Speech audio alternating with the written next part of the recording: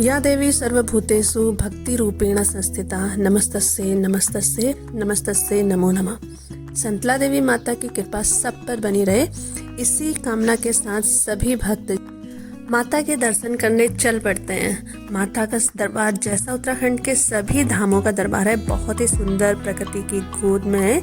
यहाँ आओ तो हमेशा फिर से आने की लालसा बनी रहती है, फिर से दर्शन करने की कामना उमड़ पड़ती है। जो मंदिर है ना, वो देवों ने जानबूझकर ऐसे परिवेश को सिलेक्ट किए हुए हैं कि अगर आप यहाँ पर ध्यान लगाने बैठ जाओ ना, तो आपके मन में हमेशा पॉजिटिव विचार ही आएंगे। इसलिए ही पहाड़ी क्षेत्रों के जो लोग होते हैं वो सरल हृदय के होते हैं। इसके विपरीत अगर आपको मैं बोलूं कि दिल्ली के सरोजनी नगर में ध्यान लगाओ, तो क्या ये मुमकिन है?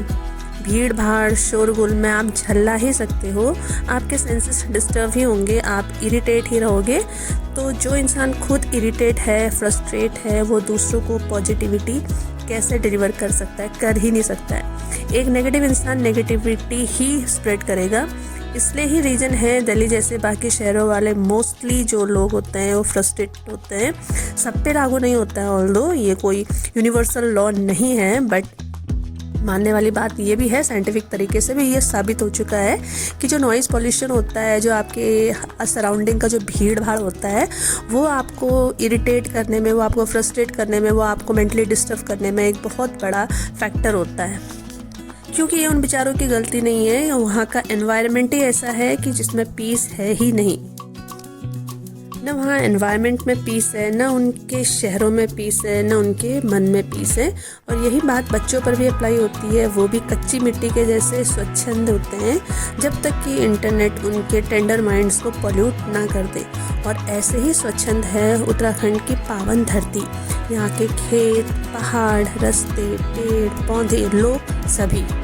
हालांकि कुछ आउटसाइडर्स लोगों के प्रभाव के कारण अब यहाँ की आबो हवा भी बदल गई है, और चेंजिंग टाइम के साथ बाहर वालों के कारण ही नहीं, इनफैक्ट जो यहाँ के खुद के जो लोकल लोग हैं वो भी बोल सकते हैं आप, उनका टेम्परामेंट चेंज हो गया, उनका बिहेवियर चेंज हो चुका है।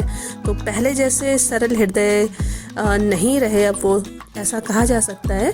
बट फिर भी अगर कंपैरिजन किया जाता है प्लेन्स और पहाड़ों का, तो पहाड़ों में फिर भी आपको मैक्सिमम अमाउंट जो होती है वो हेल्पफुल लोगों की, सरल लोगों की मिल ही जाती है। सन 2000 में बना उत्तराखंड बहुत तरक्की कर चुका है।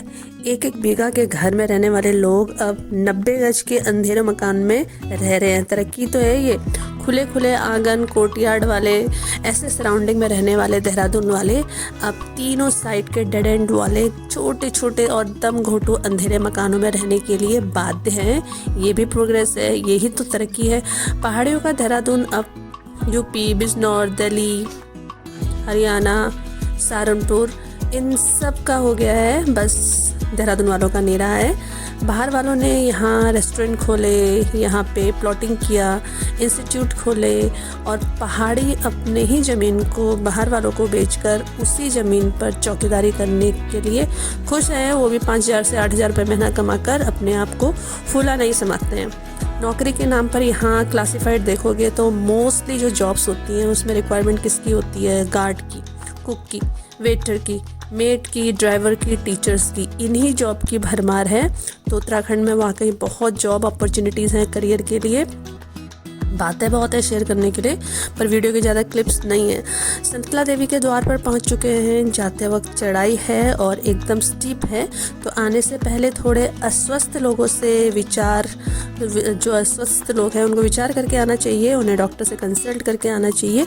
देखिए, पिछले वीडियो में मैंने टपकेश्वर मंदिर पर एक एनालिटिक वीडियो बनाई थी, तो जिसमें मैंने बात किया था वहाँ पर अनऑथराइज कंस्ट्रक्शन के बारे में, जिसकी बहुत ज़्यादा ज़रूरत और आवश्यकता है ही नहीं। और तो यहाँ संतला देवी के कैंपस में आप फिलहाल देखोगे ऐसे अनऑथराइज कंस्ट्रक्शन नहीं देखने को मिलेंगे।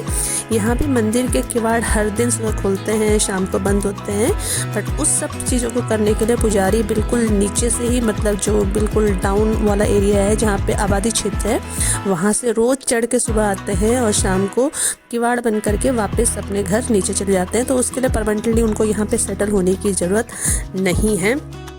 तो एक हेल्दी प्रैक्टिस है, अपना शरीर भी स्वस्थ रहता है, मन भी स्वस्थ रहता है।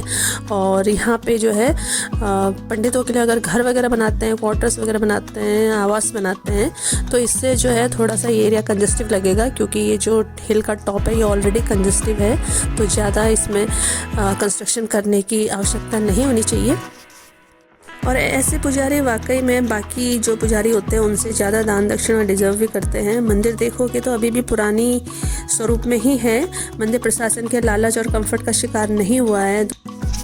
आज इसी के साथ इस वीडियो को कंक्लूड करते हैं। माँ संतला देवी सभी के परिवारों पर कृपा रखे, सुख संपन्नता स्वास्थ्य आप सबको प्रदान करे।